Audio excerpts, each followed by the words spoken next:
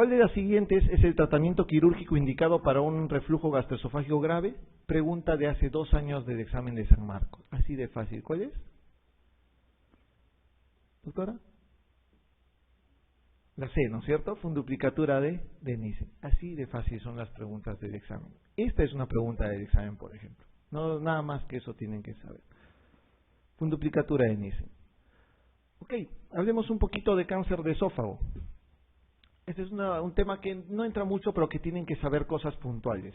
Generalmente es en varones mayores de 50 años, cuyo factor de riesgo más importante es el alcohol y el tabaco, ¿ya? El tabaco, sobre todo, es uno de los factores de riesgo más importantes para cáncer esofágico. ¿Por qué es más frecuente en varones? Porque usualmente los varones fuman más que las mujeres. Pero en estos tiempos modernos, donde la mujer ha globalizado y ha equiparado no solamente sus derechos, sino también las taras generales que hay, también fuman igual que los varones. Así que generalmente ahora se ha equiparado un poco lo que es la incidencia de ambas cosas, pero sigue siendo todavía mayor en varones, ¿ya? Todavía persiste un poco la tendencia en varones, pero ha aumentado mucho la incidencia de cáncer esofágico en mujeres. ¿Son factores de riesgo para cáncer de esófago? A ver si se acuerdan. ¿Acalasia es un factor de riesgo? Sí, ¿no es cierto? 7 veces más les había dicho. ¿El esófago de Barrett? Sí, ¿no es cierto? El esófago de Barrett, que es la metaplasia intestinal, puede ocasionar un cáncer de esófago. ¿La tirosis? A ver, los 30 que van a ser dermatólogos. ¿Qué es tirosis? La tirosis es la famosa queratosis palmoplantar, se llama eso. Queratosis palmoplantar. Sí, la queratosis palmoplantar o tirosis se ha relacionado con cáncer de esófago en algunos de los casos. ¿Enfermedad celíaca? No es un dato muy habitual que lo sepan, pero sí hay casos de enfermedad celíaca que están relacionados con cáncer de esófago. ¿Infección por Helicobacter pylori? No, ¿no es cierto? Eso queda cáncer de estómago, ¿no? No cáncer de esófago. Ya saben de etiología, entonces, ahora sí para que lo sepan, alcohol y tabaco, la acalasia, síndrome de Plummer-Vinson. ¿Qué era el síndrome de Plummer-Vinson? ¿Recuerdan? O de Patterson-Kelly, la membrana hipofaringia, ¿sí? En mujeres gestantes, mujeres con anemia ferropénica, con disfagia esofágica superior. Eso es un Plummer-Vinson. Eso también tiene riesgo para cáncer de esófago. La tirosis o queratosis palmoplantar, el esófago de Barrett, no se olviden, la esofagitis cáustica. La paciente tiene tan mala suerte de que encima ya está estenótica, tiene un riesgo además de desarrollar cáncer de esófago después. ¿Ya? Encima, ¿no? Llueve sobre mojado con las cáusticas. Y sustancias calientes, en algunos de los libros está descrito que sustancias muy calientes podrían producir lesiones de la parte esofágica. No es muy habitual, pero tómenlo en consideración. Que es el Barrett, metaplasia intestinal. No olviden, ¿no? Metaplasia intestinal al esófago, eso es un riesgo de cáncer de esófago. Esta es la tirosis. Doctor, si tienen esto, no es callo, ¿ya? Por si acaso. Si tienen esto, es tirosis. Esta es una queratosis palmoplantar, ¿ya? Es una queratosis palmoplantar. Existen 2 formas de cáncer esofágico. Cáncer epidermoide y adenocarcinoma. Pregunta de examen, ¿cuál es más frecuente? ¿Epidermoide o adenocarcinoma? La respuesta es epidermoide, ¿ya? El más frecuente es el epidermoide. Otra pregunta de examen. ¿Cuál es la ubicación más frecuente del cáncer esofágico en general? Tercio medio del esófago. ¿De acuerdo? Tercio medio del esófago. Otra pregunta de examen. ¿Dónde es más frecuente el adenocarcinoma de esófago? En el tercio inferior del esófago. ¿Ya? ¿Dónde es más frecuente el carcinoma epidermoide? En los 2 tercios superiores del esófago, ¿no? El epidermoide, 2 tercios superiores, el adenocarcinoma en el tercio inferior, ¿sí? ¿Por qué? La respuesta es muy sencilla, porque el epidermoide tiene que ver con el músculo estriado y el adenocarcinoma generalmente va por el músculo liso, ¿ya? Síntomas. ¿Qué tiene un paciente con cáncer de esófago? Eso es muy fácil de que puedan,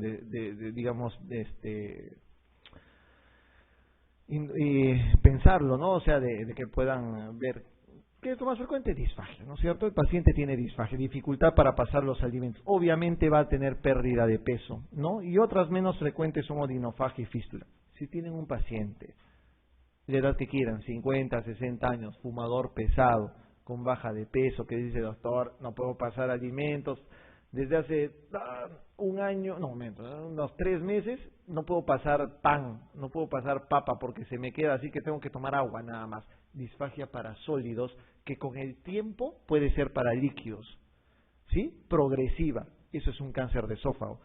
A diferencia del trastorno motor que les había dicho al inicio, que es sólido y líquido desde el inicio, ¿no es cierto? Desde el inicio. Eso entonces tienen que pensar en un cáncer de esófago. Baja de peso, te dice que ha bajado 20 kilos de peso en un mes, en 2 meses, eso es un síndrome consuntivo que va a cáncer de esófago. ¿Cuál es el método diagnóstico de elección para un cáncer de esófago? Ahora sí puedo escuchar en coro eso. ¿Cuál es? ¿Qué se hace? Pechimetría, manometría, ¿cuál? Endoscopía. Este sí es endoscopía. Si es una endoscopía, es una biopsia y se acabó el problema y ya tienes el diagnóstico de cáncer de esófago. Miren, endoscopía, esto es lo que puedes encontrar, ¿no? Una lesión no proliferativa, a veces con ulceración. Esto es un cáncer de esófago. ¿Se hace ecoendoscopía para qué? La ecografía endoscópica o ecoendoscopía se hace para estadiar a los pacientes, es decir, para ver ganglios y para ver profundidad de la lesión. ¿Ya? Cuando una lesión está acá, y miren, que afecta solo mucosa y submucosa, eso es un cáncer esofágico temprano. ¿Ya?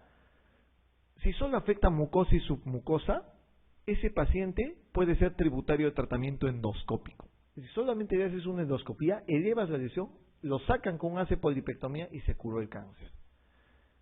Cuando es cáncer temprano, si ha pasado la muscular, o sea, si ya tocó la muscular, como en este caso, ya se pasó luego, no es tributario de tratamiento endoscópico, sino solo de tratamiento quirúrgico.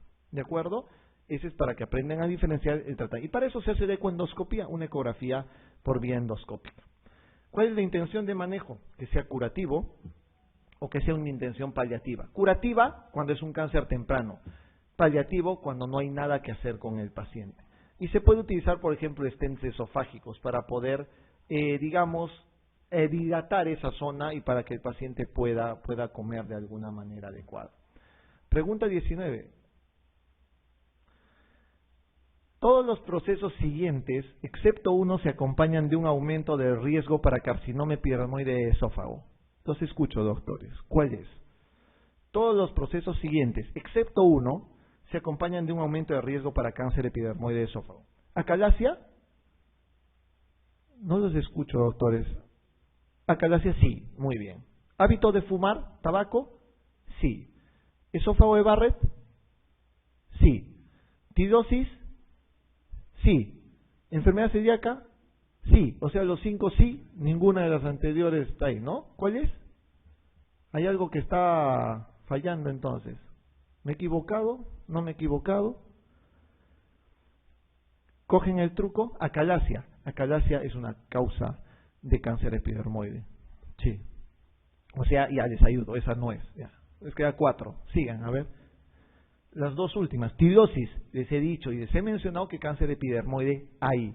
En enfermedad celíaca les he dicho que hay carcinoma epidermoide. Les queda 2. Hábito de fumar y Barrett.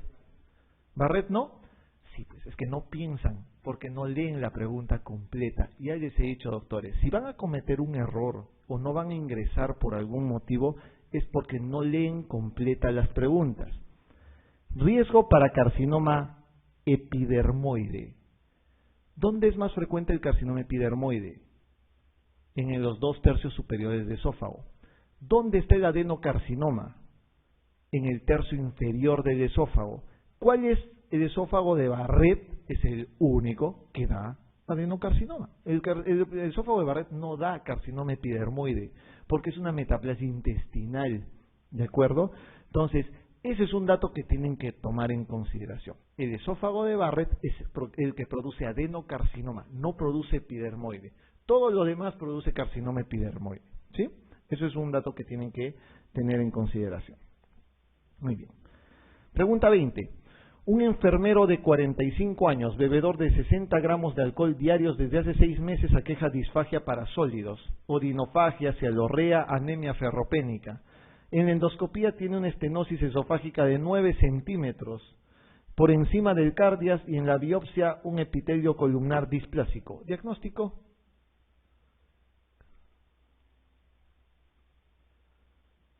¿Diagnóstico?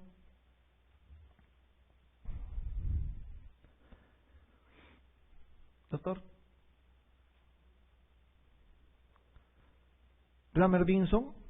Oye, Plummer-Vinson, les he dicho, paciente con membrana hipofaringea. Esto está 20 centímetros más abajo.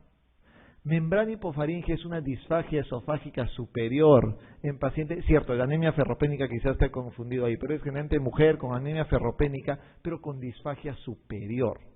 ¿Ya? No puede ser Plummer-Vinson. Acá tiene además una estenosis esofágica de 9 centímetros, por Dios. ¿Qué hay? ¿Qué es? Cáncer, pues. Es un cáncer de esófago. Es tan regalada la pregunta, es muy fácil. No tienen que lucubrar cosas extrañas. Los exámenes tienen cosas puntuales. Los exámenes no tienen trucos. Los exámenes solamente les muestran cosas totalmente puntuales. No tienen que pensar o sacarle o pensar entre. Son muy raras las preguntas que tienen secretos o cosas extras. Piensen siempre lo más común, ¿ya?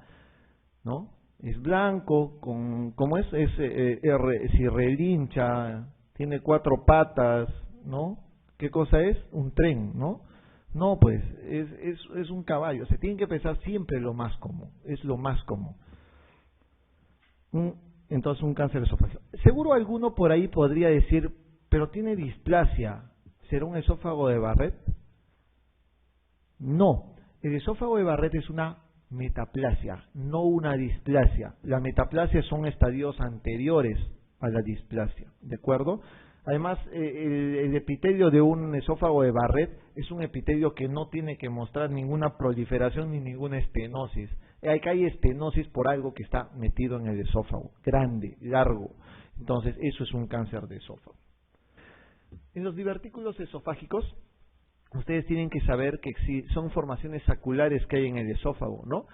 Y generalmente se sabe que el divertículo es verdadero cuando tiene sus 3 capas, mucosa, submucosa y muscular. En ese caso sí se llama un divertículo esofágico verdadero. Doctores, los divertículos esofágicos tienen que ver principalmente y se clasifican de acuerdo a la ubicación que hay. ¿Son superiores, son medios o son inferiores? Así son los divertículos esofágicos. Y obviamente el que está a la cabeza de todas las preguntas del examen de lejos es este divertículo de Zenker. El divertículo de Zenker es un divertículo obviamente superior. Vamos a hablar solamente de los divertículos superiores por el momento. Y en este caso estamos hablando de un divertículo por pulsión, ¿no? Que es un divertículo faringoesofágico. Doctores, recuerden que el divertículo de Zenker básicamente sale en una zona llamado triángulo de Killian, que es una zona de debilidad que está acá, donde entre el constrictor inferior de la faringe y el músculo cricofaringeo. De este lugar sale precisamente lo que es el divertículo de Zenker, porque es una zona de debilidad. La parte superior entonces es el músculo constrictor inferior de la faringe y la parte inferior el cricofaringeo. Ahí está, y esto es lo que aparece. Este es un divertículo de Zenker, ¿no? Una saculación, ¿no? Una saculación de esta zona. ¿Qué síntomas puede dar un divertículo de Zenker? Recuerden que es una bolsa, una dilatación de la parte esófago donde se va a llenar de alimento generalmente, ¿no? Entonces, ¿qué puede haber? Regurgitación, ¿no? Se llena la bolsa esta de alimento y se llena de esto y puede regresar, hay regurgitación.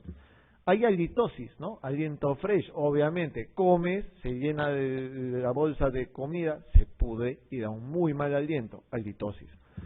Puede haber aspiración. Lo mismo que pasaba para la calasia, regresa la regurgitación y si te lo aspiras, hay aspiración bronquial y neumonía. Puede haber disfagia. ¿Por qué?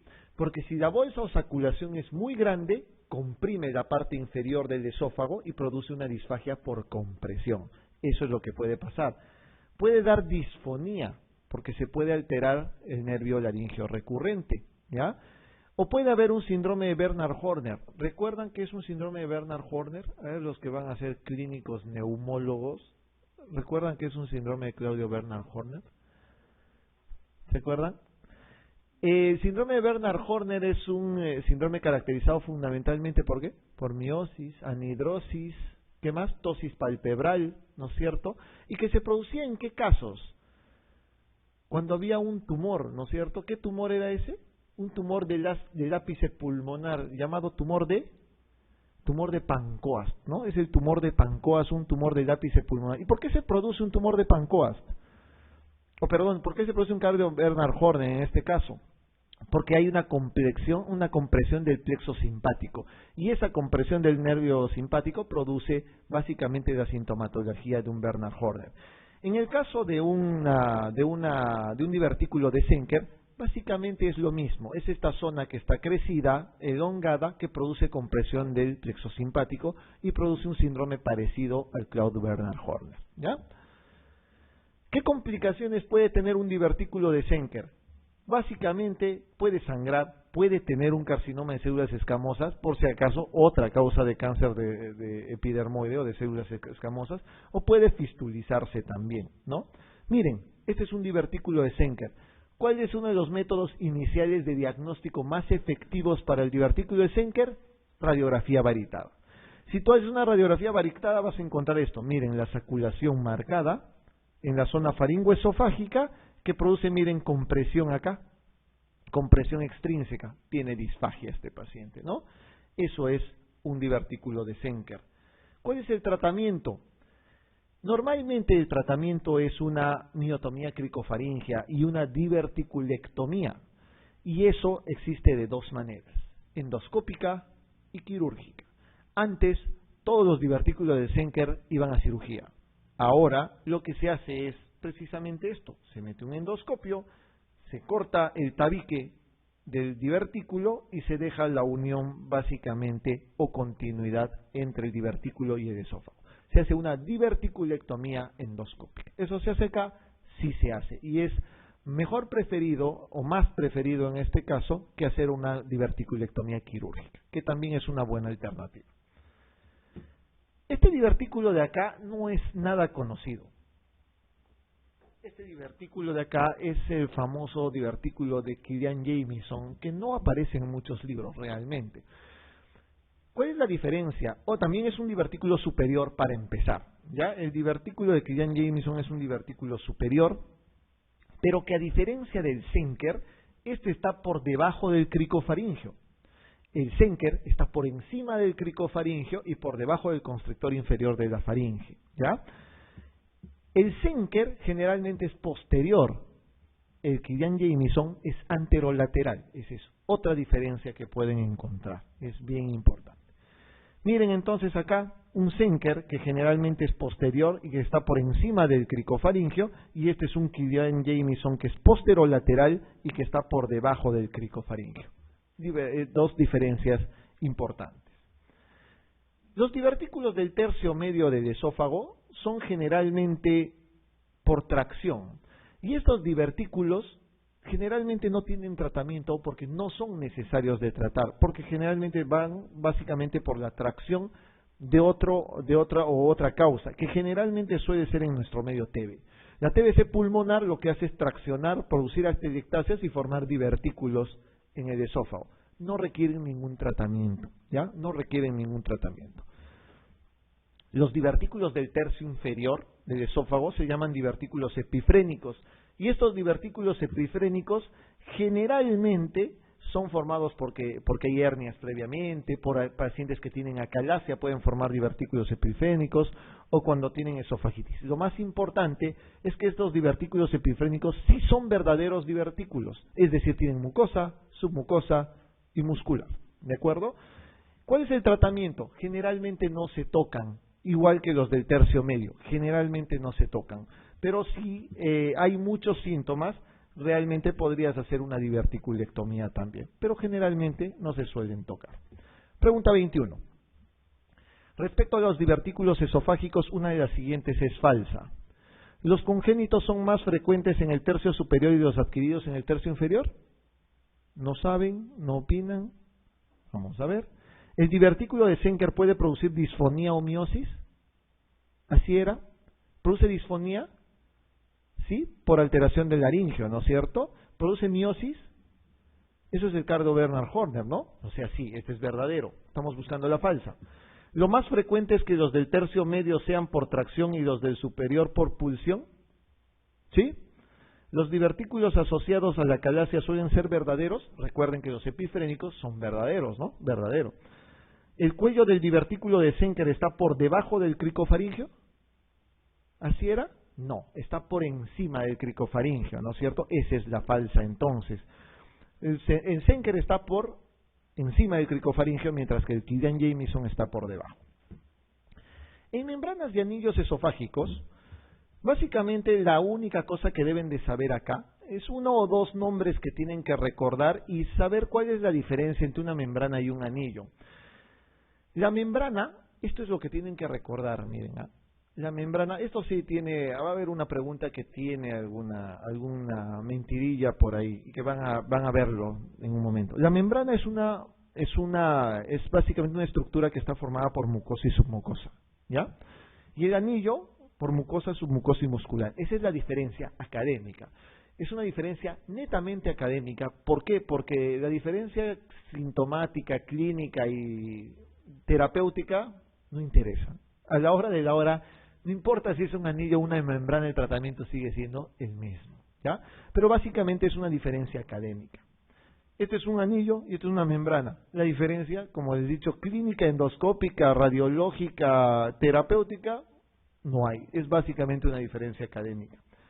Deben de recordar lo que es un anillo de Schatzki, ¿ya? El anillo de Schatzki es conocido básicamente porque está asociada muchas veces a hernia hiatal y está en la parte inferior del esófago, ¿ya? Es en la parte inferior del esófago. Generalmente en esta unión escamocolumnar, es decir, básicamente a nivel de la línea Z, ¿ya? A nivel de la línea Z. Puede producir disfagia para sólidos en alguno de los casos. Eso es un anillo de Schatzki. Esto es un anillo de Schatzki, miren, asociado a una hernia hiatal y hay un anillo acá que está formado, ¿no? Que prácticamente puede producir un poquito de disfagia. Cuando se ve en una radiografía se encuentra esto. Así podría verse un anillo de Schatzki, ¿sí? El otro nombre del anillo de Schatzki es el nombre de anillo B, ¿ya? Porque existe un otro anillo que se llama anillo A o anillo esofágico inferior, muy poco preguntado en los exámenes. Son más inferiores que el anillo B, cambian de forma y tamaño y el tratamiento puede ser dilatación. No interesa mucho realmente eso. Recuerden un poco más al Schatzki. Pregunta 22. El anillo de Schatzki se localiza, vamos a marcar la correcta. El anillo de Schatzki se localiza en la unión escamocilíndrica y está compuesto por mucosa, submucosa y muscular. ¿Sí o no? Anillo y membrana, ¿recuerdan eso? Anillo de Schatzki está en la unión escamocilíndrica y está compuesto por mucosa, submucosa y muscular. ¿No? ¿La hernia de hiato en jóvenes se debe operar por riesgo de estrangulamiento? ¿Se acuerdan de la hernia hiatal? ¿Cómo está vuestra memoria inmediata, doctores? Hace 20 minutos que les he dicho, ¿qué se hace con una hernia de hiato? Doctora, usted de corregir, ¿qué se hacía con una hernia de hiato? ¿Qué se hacía? Tratamiento sintomático, no se opera, a no ser que tengas una hernia grande o que tengas, entonces no, esto es falso. ¿El síndrome de Mallory-Weiss solo afecta a la mucosa? ¿Qué es un síndrome de Mallory-Weiss? El síndrome de Mallory-Weiss es un desgarro de la unión esófago-gástrica que es solamente mucosa y que generalmente se produce en pacientes que vomitan frecuentemente. Pacientes alcohólicos que vomitan, o pacientes con anorexia o bulimia que vomitan, o pacientes gestantes con hiperemesis gramídica, por ejemplo, ¿no? Tanto esfuerzo de vómito, se desgarra la unión esófago-gástrica, solamente la parte mucosa, entonces eso es verdadero. El síndrome de Boerhaave afecta más frecuente al tercio superior del esófago. ¿Saben qué es un síndrome de Boerhaave? El síndrome de Boerhaave es la rotura esofágica. El síndrome de Mallory-Weiss es un desgarro de la unión esófago-gástrica, mientras que el síndrome de Boerhaave es la rotura de toda la pared esofágica por un vómito violento, puede ser. Obviamente, si es un vómito, ¿está en el tercio superior del esófago?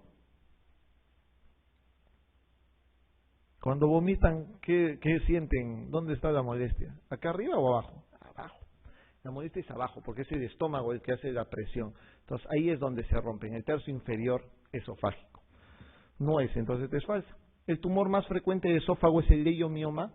No olviden que en esófago los tumores malignos son los más frecuentes. Siempre los malignos son más frecuentes. Obviamente el leiomioma es un tumor benigno. Ese es el más frecuente de los tumores benignos, pero no es el más frecuente de los tumores de esófago. ¿Ya? Entonces esto es falso. Doctores, el anillo de Schatzky se localiza en la unión escamocilíndrica o escamocolumnar y está compuesto por mucosa, submucosa y muscular. ¿Sí? ¿Qué era un anillo? ¿De qué está compuesto un anillo? Mucosa, submucosa y muscular. Cierto, debería ser verdadero, ¿no? Por la tingencia que hay. Sin embargo, les contaré esto sí es una pregunta, Mir, es una pregunta muy malintencionada, porque el anillo de Schatzky no es un anillo realmente, sino es una membrana. Por eso es que les decía en un momento que bajo términos, una membrana o un anillo no interesa básicamente que sea, o sea, no importa si es un anillo o una membrana porque el tratamiento, clínica, síntoma, todo lo demás es igual. Y el anillo de Schatzky solamente ha tenido el nombre de anillo nada más, pero realmente es una membrana porque solamente está formada por mucosa y submucosa. O sea, es un error haberle colocado el nombre de anillo realmente, pero eso es una costumbre ya famosa. Pero obviamente por eso es falso. Acá la respuesta verdadera es el síndrome de Mallory-Weiss solo afecta a la mucosa, es un desgarro de la mucosa esofagogástrica. Pregunta 23. Entre las causas de carcinoma epidermoide de esófago se tienen las siguientes, excepto. ¿Tabaco produce cáncer epidermoide? ¿Sí? Sí. ¿Acalasia? Sí. ¿Síndrome de Plummer-Vinson? ¿Sí? ¿Recuerdan? ¿La membrana hipofaringea? Sí, ¿no es cierto? ¿Alcohol produce cáncer epidermoide? Sí, junto con el tabaco. ¿Reflujo gastroesofágico produce? No. Para empezar, ni siquiera produce adenocarcinoma, por si acaso. El reflujo gastroesofágico lo que produce es esófago de Barrett. Y el que es un factor de riesgo es el esófago de Barrett, no el reflujo gastroesofágico, por supuesto. ¿Ya? Entonces es una pregunta fácil. 24. De los siguientes métodos para el diagnóstico de reflujo gastroesofágico, ¿cuál sería el de menor rendimiento diagnóstico? Eso sí pueden vacilarse porque es una pregunta muy fácil. ¿Cuál es? La de menor rendimiento diagnóstico. Doctorita.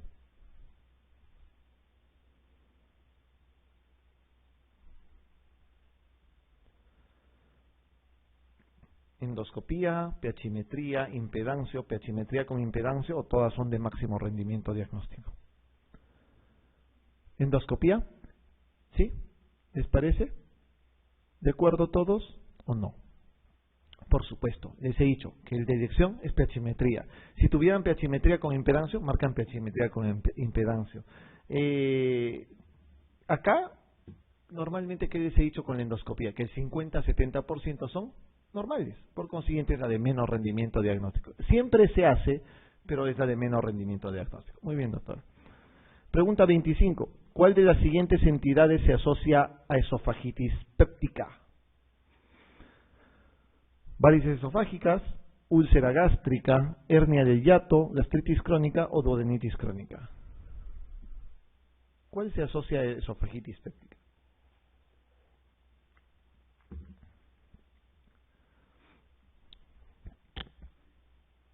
Doctor, eso no está en tu banco, ¿ah? A ver, ¿cuál es? ¿Úlcera? ¿No se asocia? Perdón, ¿se asocia úlcera? ¿Una úlcera péptica se asocia a esofagitis? Yo creo que no, ¿ah? ¿Qué es la esofagitis? Es una inflamación del esófago. ¿Por qué? ¿Por qué se produce inflamación del esófago? Por reflujo, perfecto. ¿Y por qué hay reflujo? Porque hay hernia hiatal, por supuesto, eso es todo. Es una disquisición simple, es una sinapsis bineuronal la que necesitan para contestar esa pregunta, nada más. Es muy fácil. Úlcera, varices, gastritis, donde no tiene nada que ver con un reflujo en este caso. Pueden ser por hiperacidez, pero no es reflujo gastroesofágico. Son problemas de hiperacidez, salvo la varices esofágica, que no es un problema de acidez, pero lo demás son problemas de acideces. Lo que tienen que preguntarse acá es cuál produce reflujo y cuál es una complicación de ese reflujo. Entonces la hernia de hiato produce reflujo y produce esofagitis. La C entonces. Pregunta 26. ¿Qué enfermedad sospecharíamos ante un paciente joven con historia frecuente de disfagia a sólidos y líquidos, con impactaciones de alimentos repetidas, sin clínica de pirosis, y que en la endoscopía se observan múltiples anillos esofágicos concéntricos con mucosa normal, o una mucosa con aspecto traqueidizado? ¿Diagnóstico? Esta pregunta es una pregunta, sí, difícil creo para ustedes. ¿Por qué? Porque no es una entidad que enseñen normalmente en pregrado, hace tiempo que no se hace eso, porque es una entidad, si bien es cierto que está estudiada hace 20 años, es una entidad que recién ahora se le está dando mucha más importancia, porque es algo que se está viendo frecuentemente asociado mucho a alergia alimentaria, ¿ya? O sea, alergia por algunos alimentos y problemas eosinofílicos principalmente. Y les pongo acá, no precisamente por el engreimiento de mostrarles algo novedoso, sino porque es una pregunta del MIR de este año. ¿Ya? En el examen MIR de este año es esta pregunta de acá. Esto que ustedes ven acá, un paciente que básicamente tiene un esófago que normalmente es liso, en forma de anillos traqueidizados, que ahorita van a ver el dibujo, y que tiene disfagia para sólidos y líquidos, y que encima es joven, sin ninguna otra molestia más, eso se llama esofagitis eosinofílica.